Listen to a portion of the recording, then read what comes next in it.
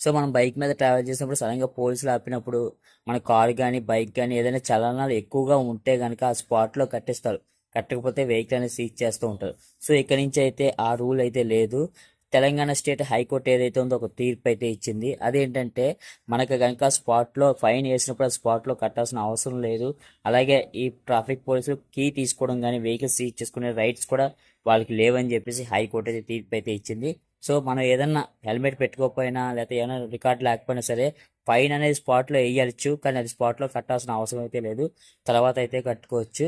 But ఎక్కువ పెనాల్టీలు ఒక 6,000, 7,000, 8,000 ఉంటే కనుక ఫస్ట్ ఇంటికి నోటీసులు అయితే పంపించాలి.